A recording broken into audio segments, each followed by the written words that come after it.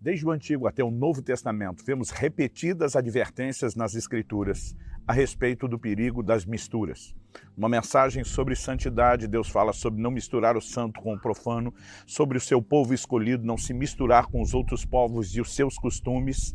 E isso é um princípio que precisa ser entendido, não apenas para quem viveu na antiga aliança, mas para quem vive sob a nova aliança. Esse é o assunto da nossa conversa hoje. Fique comigo e nos próximos minutos nós vamos conversar a respeito disso.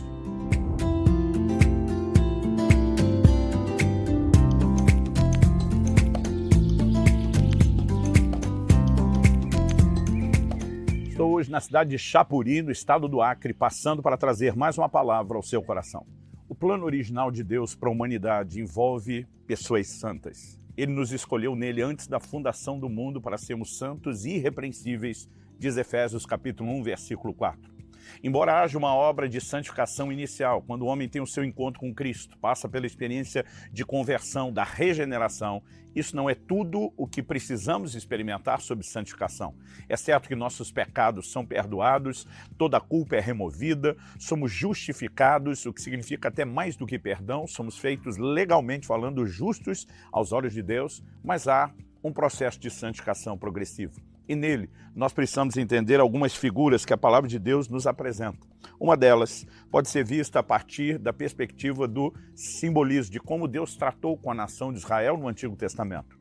Paulo, escrevendo aos Coríntios, uma igreja de gentios convertidos, ele usa aquilo que está registrado a respeito da nação de Israel como um paralelo para nós. Em 1 Coríntios, no capítulo 10, no versículo 11, ele diz: essas coisas foram escritas para nossa advertência, para nosso exemplo, de quem são chegados os fins dos tempos. Em Deuteronômio, no capítulo 7, dos versículos 1 a 6, nós vemos Deus fazendo algumas advertências a respeito do perigo das misturas. Uma delas, em Deuteronômio 7, de 1 a 6, diz: não casem com as pessoas dessas nações, não deem as suas filhas aos filhos dessa gente, nem tomem as filhas deles para os filhos de vocês, pois elas levariam os filhos de vocês a se desviar de mim, para que servissem outros deuses. Assim a ira do Senhor se acenderia contra vocês e depressa ele os destruiria. Mas o que vocês devem fazer é derrubar os altares dessas nações, quebrar suas colunas sagradas, cortar os postes da deusa Azerá e queimar suas imagens de escultura, porque vocês são povo santo para o Senhor seu Deus. O Senhor seu Deus os escolheu para que de todos os povos que há sobre a terra, vocês fossem o seu próprio povo.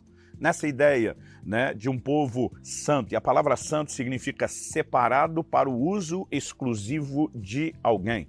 Quando Deus começa a declarar: vocês são o meu povo, o povo separado dos demais para servirem aos meus propósitos, obviamente ele queria que o seu povo influenciasse e não que eles fossem influenciados. E Deus, quando os proíbe de casar com os povos da terra, ele não está simplesmente desmerecendo outro tipo de etnia.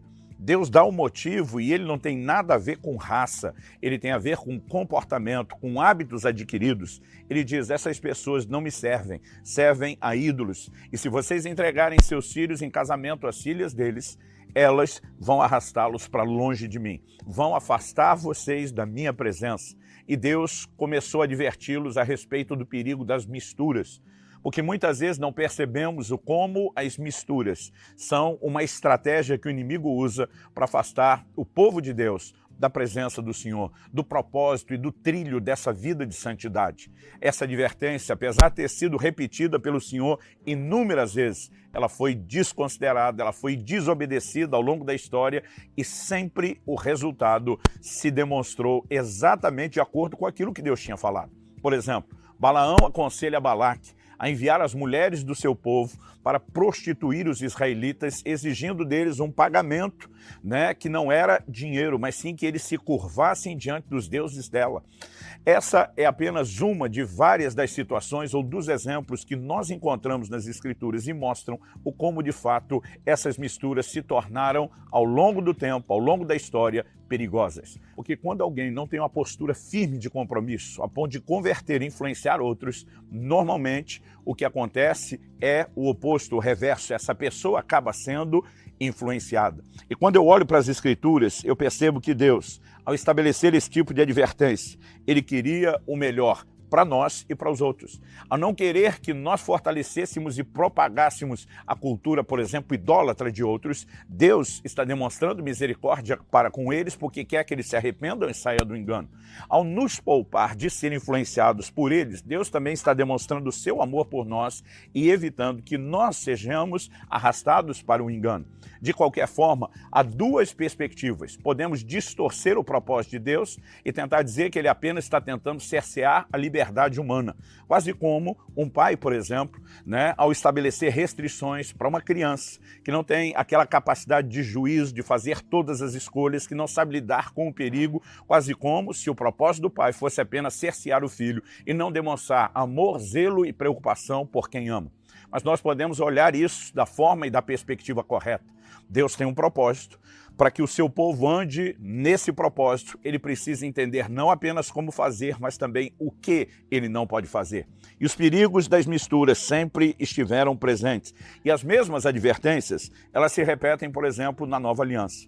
Na segunda carta de Paulo aos Coríntios, no capítulo 6, o apóstolo nos traz uma orientação muito idêntica a essa que nós temos no Antigo Testamento. No versículo 14 diz: não se ponham em julgo desigual com os descrentes, pois que sociedade pode haver entre a justiça e a iniquidade? Ou que comunhão existe entre a luz e as trevas? Que harmonia pode haver entre Cristo e o maligno? Ou que união existe entre o crente e o descrente? Que ligação há entre o santuário de Deus e os ídolos? Porque nós somos santuário do Deus vivo, como ele próprio disse: habitarei e andarei entre eles, e serei o seu Deus, e eles serão o meu povo. Por isso o Senhor diz: saiam do meio deles, separem-se deles, não toquem coisa impura, e eu os receberei. Serei o pai de vocês, e vocês serão meus filhos e minhas filhas. Aqui nós temos nesses três últimos versículos, 16, 17 e 18, de 2 aos Coríntios 6, promessas. Promessas que apontam para um Deus que quer estar próximo, ter comunhão e intimidade. Habitarei e andarei entre eles, serei o seu Deus, eles serão o meu povo. Deus diz: eu os receberei. Depois diz: serei o pai de vocês, vocês serão meus filhos e filhas. Mas, para que isso seja possível, o versículo seguinte, o versículo 1 de 2 aos Coríntios 7, diz: portanto, meus amados, tendo tais promessas, todas nas quais Deus sinaliza o desejo de estar próximo e ter comunhão, ele diz: purifiquemo-nos de toda impureza, tanto da carne como do espírito, aperfeiçoando a nossa santidade no temor de Deus. O aperfeiçoamento da santidade, o purificar-se de toda impureza, vem no contexto de não se colocar em julgo desigual com os descrentes. O que significa um julgo desigual? O jugo era uma canga, normalmente feita de madeira, colocada, por exemplo, sobre dois bois que iam puxar um arado. Poderia ser colocada também sobre dois cavalos, mas o que normalmente não se fazia era usar animais diferentes, um boi de um lado, um cavalo do outro, um cavalo de um lado e um jumento do outro. Por quê? Não apenas a altura, mas o ritmo, a força de cada um deles é diferente.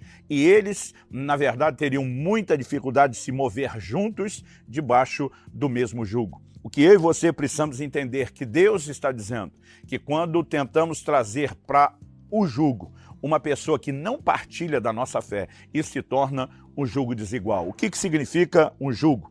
Ele começa perguntando que sociedade pode haver entre justiça e iniquidade. Sociedade já sugere algo. Isso, inclusive, fala até sobre negócios. Depois ele pergunta que comunhão existe entre luz e trevas. A definição de jugo também está falando de comunhão, o que aponta para um relacionamento mais profundo. Depois ele diz que harmonia pode haver entre Cristo e o maligno. Depois ele diz que união existe entre o crente e o descrente. E, finalmente, no verso 16, ele pergunta que ligação há entre o santuário de Deus e os ídolos. Então, essas expressões, sociedade, comunhão, harmonia, união e ligação, nos descrevem o que significa isso. Assim como no Antigo Testamento, Deus dizia: não deem em casamento os filhos de vocês a pessoas que não partilham da mesma fé. O Novo Testamento continua sustentando isso, mas não limita a questão do jugo desigual somente a não haver um casamento com pessoas de fé diferente. Muitos deliberadamente ignoram essa advertência, esse mandamento bíblico, e insistem em se casar com pessoas que não partilham da mesma fé. O curioso é que normalmente depois são as mesmas pessoas que vêm chorando, pedindo ajuda, oração por causa dos conflitos que surgem, dizendo: eu gostaria de apresentar e dedicar meus filhos na igreja, mas meu cônjuge, na verdade, quer fazer isso de acordo com o rito da fé dele. E eu digo, e quando você escolheu uma pessoa de fé diferente, em nenhum momento pensou no porquê Deus estabeleceu essas restrições?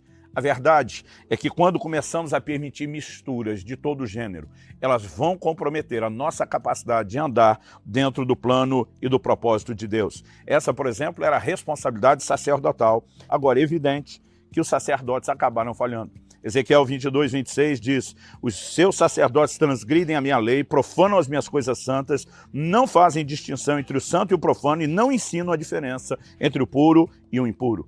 Agora, por que eles acabaram falhando? Isaías 28, verso 7 diz: há outros que cambaleiam por causa do vinho e não podem ficar em pé por causa da bebida forte. Os sacerdotes e os profetas cambaleiam por causa da bebida forte, são vencidos pelo vinho, não podem ficar em pé por causa da bebida forte, estão confusos quando recebem uma visão, tropeçam quando proferem sentenças. O profeta é o que Deus falava com ele através de visões. O sacerdote exercia o juízo de acordo com a lei e estabeleciam sentenças, mas porque estavam embriagados, eles se tornaram incapazes de comunicar com coerência, com harmonia, a palavra de Deus. E esse mesmo problema da embriaguez pode nos afetar hoje. Lucas 21, 34 fala de uma embriaguez que é espiritual, não natural. Ele diz: tenham cuidado.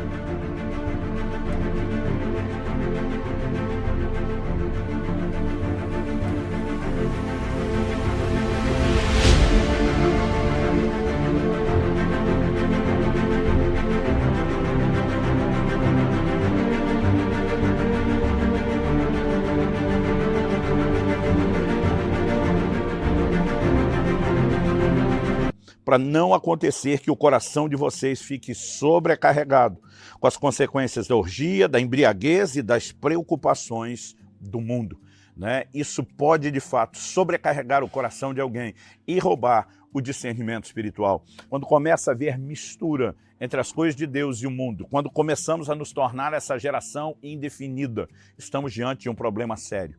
Que essa advertência sobre o perigo das misturas nos mantenha alerta, nos mantenha sensíveis e com o coração totalmente voltado para Deus, para que sejamos o povo santo que Ele espera de nós.